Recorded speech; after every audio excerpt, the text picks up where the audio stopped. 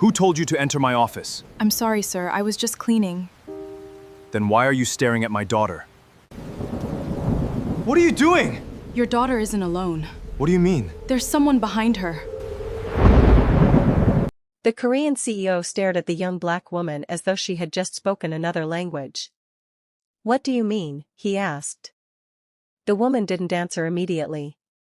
Her eyes remained fixed on the large glass window behind his daughter. Rain streamed down the glass, distorting the lights of Seoul outside.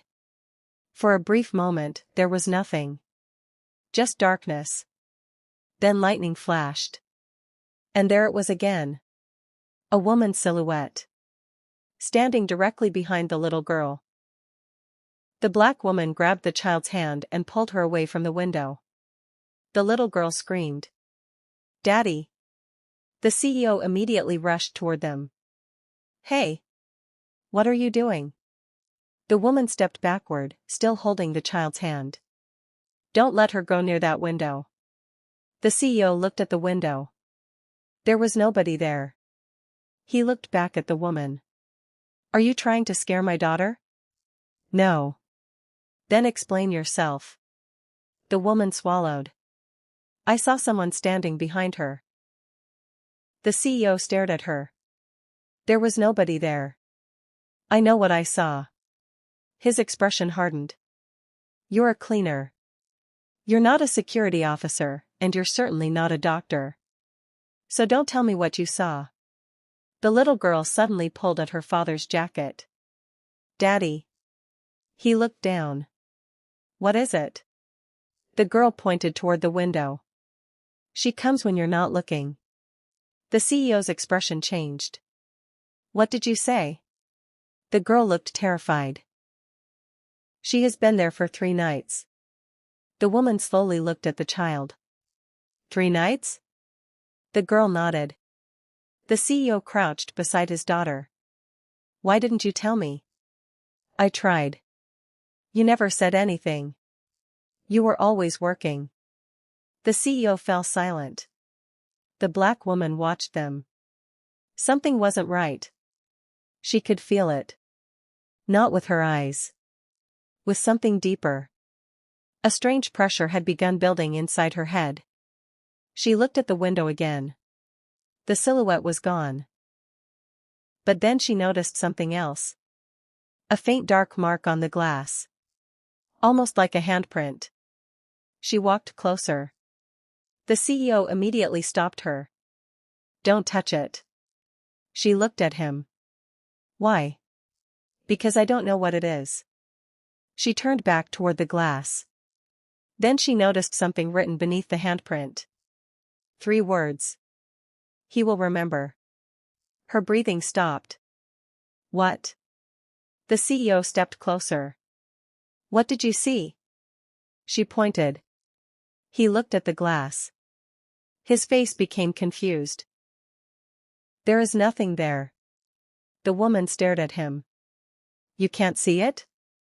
"No." She slowly stepped away. For the first time, she realized that whatever was happening wasn't visible to everyone. And that frightened her more than the shadow itself. The CEO picked up his daughter. "Come with me." But the girl refused to look away from the window. "She doesn't like him." The CEO frowned. "Who?" The girl whispered. "The woman." The light suddenly flickered. Once. Twice. Then the entire office went dark. The little girl screamed. The CEO held her tightly. "Stay with me." The black woman stood completely still. She heard something. A soft whisper. Right beside her ear. "Amara." Her eyes widened. Nobody in the room knew her name. She slowly turned around. "Nothing." "Who said that?" The CEO looked at her. "What? Did you hear that?" "Hear what?" She backed away. "I think we need to leave this room." The CEO immediately reached for his phone. Before he could make a call, the lights came back on. Everything looked normal. The rain continued outside. The office was silent. But his daughter was gone. The CEO's face went pale. Ella? He looked around. Ella. The woman immediately ran toward the hallway. They found the little girl standing in front of the elevator. Her eyes were closed. Her hand was resting against the elevator button. Ella. She didn't respond. The CEO rushed toward her. The woman grabbed his arm. Don't. He looked at her angrily. That's my daughter. I know. Then let go of me. Look at her. He did. The girl's eyes were still closed. But she was smiling. A strange, unnatural smile. The woman whispered. She isn't alone. The elevator doors opened. Inside was complete darkness. The girl slowly stepped forward. The woman grabbed her before she could enter. The child suddenly opened her eyes. They were normal again. Daddy? The CEO immediately pulled her into his arms. I'm here. The girl began crying. I don't remember walking here. The CEO looked at the woman. She was staring into the elevator. Something was written on the back wall. The same words. He will remember. The woman felt a chill. The CEO noticed her expression. What does it say? She looked at him. You really can't see it? No. She hesitated.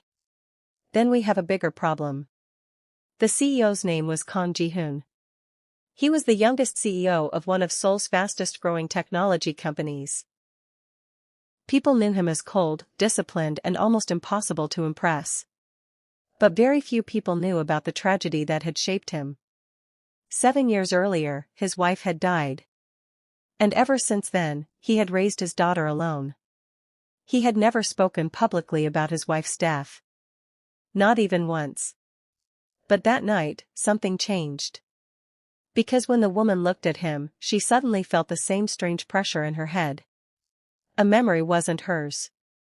It appeared inside her mind. A hospital corridor. A crying child. A woman lying unconscious on a hospital bed. And Ji-hoon standing beside her. Then she heard his voice. Please don't leave us. Amara stumbled backward. The CEO caught her. Are you okay? She looked at him in shock. I saw something. What? Your wife. His expression instantly changed. How do you know about my wife? Amara pulled away.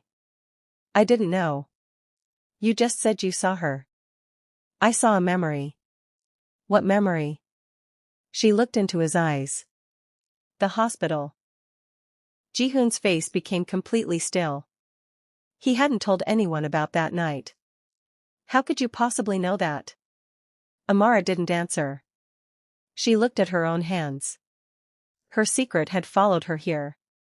The ability her mother had warned her about. The ability to see things hidden inside people's memories. Ji-hoon stepped closer. What are you? Amara looked up. I don't know anymore. The next morning, Ji-hoon asked her to meet him privately. She almost refused. But she needed answers too. He brought her to a quiet room overlooking Seoul. You said you can see memories. Sometimes. Sometimes? It happens when I touch people. And what did you see when you touched me? Your wife. Ji-hoon looked away. What exactly? A hospital. He remained silent. She was dying, Amara continued. You were holding her hand. His jaw tightened. Then Amara said something that made him look at her. She told you something. Ji-hoon slowly turned. What? She said, protect our daughter from the man who smiles. The room went silent. Ji-hoon stood up. Who told you that? Your wife. That wasn't possible. Why? Because she died before she could say anything. Amara frowned. No. What? She said it. Ji-hoon stared at her.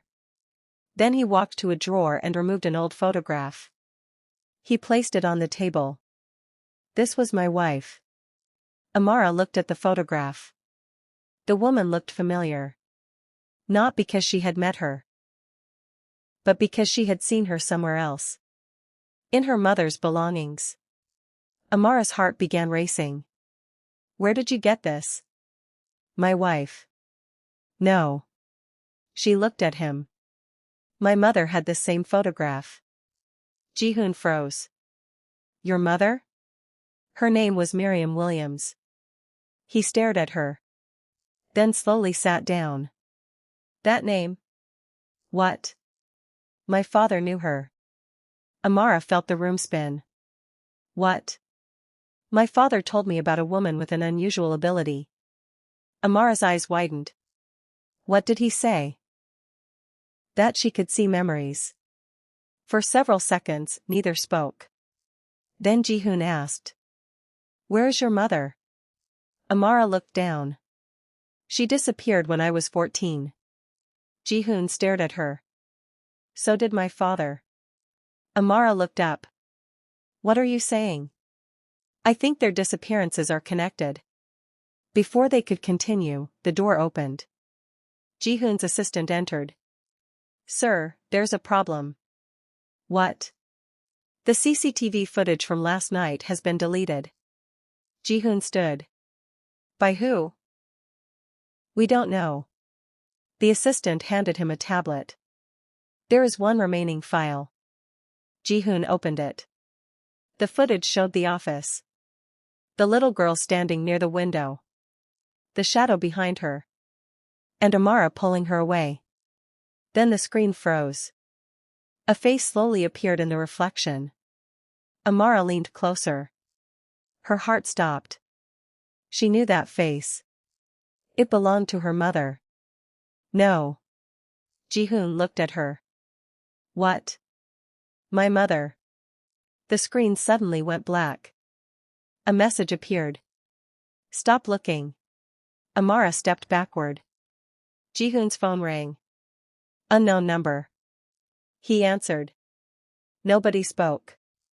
Then a woman's voice whispered. Your daughter isn't the one we're looking for. The call ended.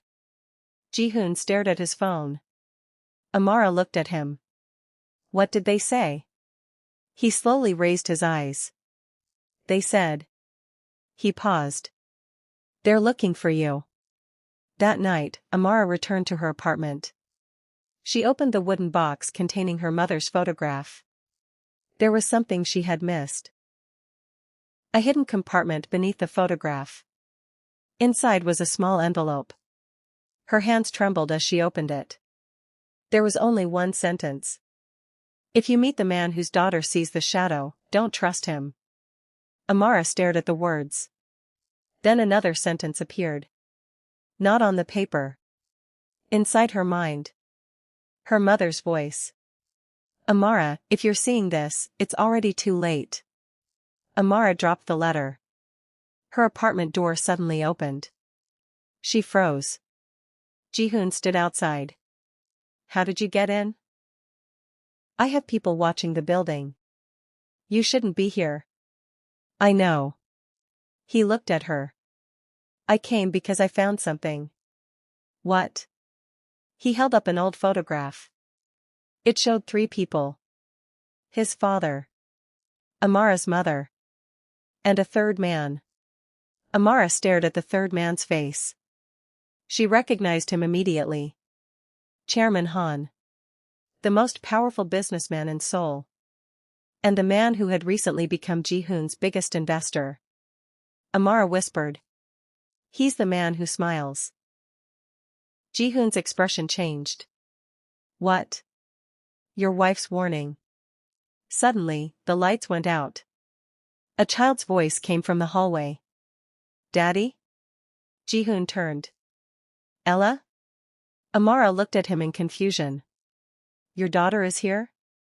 He slowly shook his head. She should be at home. The voice came again. Daddy. The apartment door began to open by itself. Amara stepped backward. Ji-hoon reached for her hand. Stay behind me. The door opened completely. Nobody was there. Then the little girl's voice whispered from the darkness. Amara. She froze. How does she know my name? Ji-hoon stared into the hallway. And then the lights came back on. The apartment was empty. But on the wall was a message written in dark letters. She remembers you. Amara looked at Ji-hoon. What does that mean? He didn't answer. Because for the first time, he was afraid. Not for himself. For his daughter. And somewhere across Seoul, behind the windows of a dark penthouse, Chairman Han watched them through a live security feed. A slow smile appeared on his face. She finally found them, he whispered. His assistant looked confused. Who? Han turned toward him. The healer's daughter. He looked back at the screen. And now she is going to remember everything. The screen went black. But Amara's mother's voice echoed one final time inside her head. Never trust the man who smiles. And for the first time, Amara wondered if her mother had been warning her about Chairman Han. Or about Kang Ji-hoon.